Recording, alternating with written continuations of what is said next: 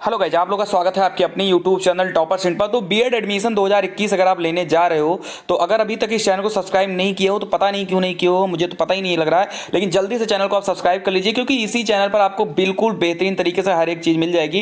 Counselling में सबसे ज़्यादा प्रॉब्लम होती है, लेकिन यकीन मानिए अगर आप इस चैनल को सब्सक्राइब किए हो तो काउंसलिंग में कोई दिक्कत नहीं होगी। अपनी मनपसंद कॉलेज को आप अलॉट करोगे और अलॉट भी होगा वो कॉलेज। ठीक है, पिछली बार बहुत से बच्चों ने गलती कर दी, फिर बाद में वो मैसेज कर रहे हैं, मेरे पास कॉल कर रहे हैं कि सर ये गलत हो गया वो गलत हो गया।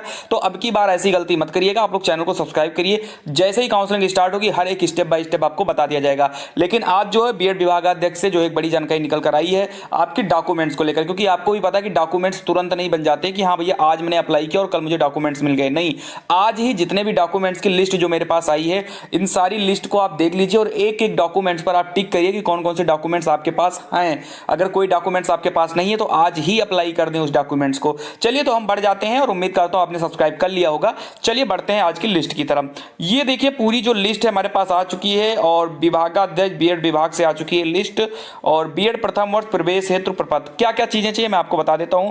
सबसे पहली जो है वो है हाई स्कूल की मार्कशीट होना चाहिए और उसका जो है सर्टिफिकेट भी होना चाहिए। कहीं कहीं पर क्या होता है कि मार्कशीट और सर्टिफिकेट अलग अलग होता है और किसी में मार्कशीट और सर्टिफिकेट एक में ही होता है। तो आपको उसकी क्या करने ली है, फोटो कॉपी निकलवा लेनी है और कम से कम आपको 3 फोटो कॉपी निकलवानी, मैं बता देता हूं कम से कम 3, बाकी आवश्यकता अनुसार जब निकालनी होगी निकाल लीजिएगा। इंटरमीडिएट की भी आप कम से कम 3 निकाल लीजिए फोटोकॉपी। स्नातक यानी कि अगर आपका फाइनल ईयर हो चुका है तो आप इसकी भी 3 फोटोकॉपी निकाल लीजिए। अरे कुछ स्कॉलरशिप में लग जाएगा और कुछ आपके एडमिशन में लग जाएगा। ठीक है, तो स्नातक की अगर आपका फाइनल ईयर का रिजल्ट अभी नहीं आया है तो कोई बात नहीं, जब रिजल्ट आ जाएगा तो उसकी नेट वाली कॉपी आप लगा दीजिएगा। उसके बाद परास्नातक अगर है तो लगाइए, नहीं तो इसकी कोई भी जरूरत नहीं है। अगर है परास्नातक से आपने बीएड किया तो जरूर लगाइएगा। उसके बाद आधार कार्ड की कम से कम 3 फोटोकॉपी।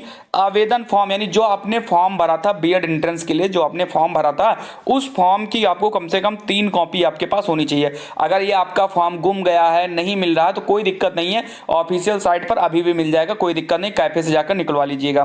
प्रवेश पत्र की फोटोकॉपी, आपको पता होगा कि एक प्रवेश पत्र आपका जमा हुआ था और एक प्रवेश पत्र आपके पास है, तो आप इसकी भी 3 फोटोकॉपी आप निकलवा लीजिए। ठीक है, 3 फोटोकॉपी कम से कम निकलवा लीजिएगा।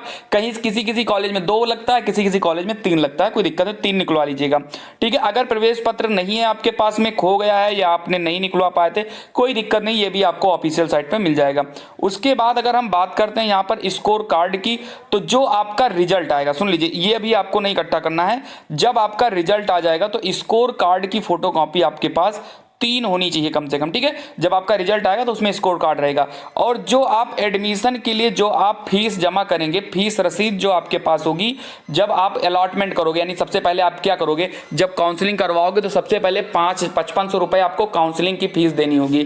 ठीक है, तो जब काउंसलिंग की फीस आपको देनी होगी, ठीक है, तो उसकी रसीद प्लस जो आप और फीस जमा करेंगे, जैसे ही कॉलेज आपको अलॉट होगा आप और भी जो है फीस देंगे, उस फीस की रसीद यानी दोनों रसीद की आपको 3 फोटोकॉपी लगाना है, ये भी याद रखिएगा। और कॉलेज अलॉटमेंट लेटर जब आपको कॉलेज मिलेगा, ये आपको अभी नहीं करना है। ठीक है, ये आपको अभी नहीं करना है, ये सब काउंसलिंग के बाद होगा। फीस रसीद और अलॉटमेंट काउंसलिंग के बाद ये सारी चीजें आएंगी, तब मैं आपको बताऊंगा आपको कैसे करना।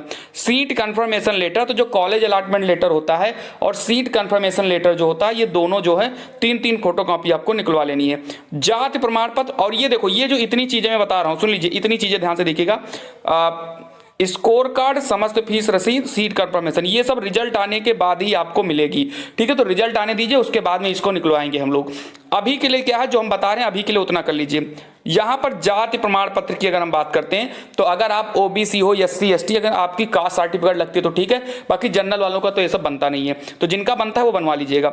माइग्रेशन, अगर दूसरे विद्यालय से हैं, कहने का मतलब क्या है कि मान लीजिए आप कहीं पर पढ़ रहे हो, राजा महाविद्यालय में आपने क्या किया है, स्नातक किया है, और आप जो है बीएड कर रहे हो, जैसे मान लीजिए कि आप राम मनोहर लोहिया से आप कर रहे हो यूजी और आप बीएड करने जा रहे हो सीसीएसयू मेरठ से, तो आपका लगेगा, नहीं तो नहीं लगेगा। ठीक है, चलिए। टीसी चरित्र प्रमाण पत्र दूसरे कॉलेज से हैं, तो मान लीजिए आप एडमिशन कराने जा रहे हो और टीसी उन्हीं लोगों का लगेगा, जैसे कि मान लीजिए मैंने एक करवा दिया राजा महाविद्यालय से, पहले थे, भले ही यूनिवर्सिटी सेम है, और अब मैं जा रहा हूं रानी महाविद्यालय में, तो आपको टीसी लगेगा, नहीं तो टीसी की जरूरत नहीं है।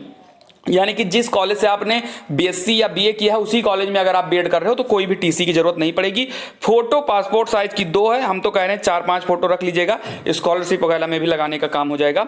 अगर अनुसूचित जात के छात्र हैं तो शपथ प्रमाण पत्र, ठीक है, सिर्फ अनुसूचित वालों का शपथ लगेगा, बाकी सभी का नहीं लगेगा।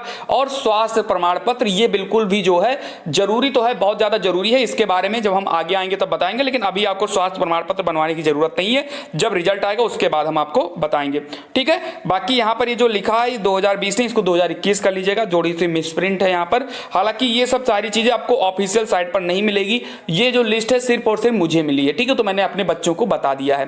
क्लियर है यहाँ पर? चलिए, तो अगर आपको वीडियो हेल्पफुल लगी हो, अच्छी लगी हो तो लाइक कर देना, वीडियो को अपने दोस्तों को भी शेयर कर दीजिए, और चैनल पर अगर नए हो तो सब्सक्राइब करना यार, इससे बेस्ट चैनल आपको और कहाँ मिलेगा यार, तो कल यार सब्सक्राइब क्यों परेशान कर रहे हो हमको। चलिए, हो गया होगा सब्सक्राइब, तो मिलते हैं अगली वीडियो में। जय हिंद, जय भारत। बच्चों, अगर आप लोगों को प्रश्न सॉल्व करने में कोई डाउट आते हैं तो अब आपको घबराना नहीं है, क्योंकि अब आपके साथ है फिलो ऐप।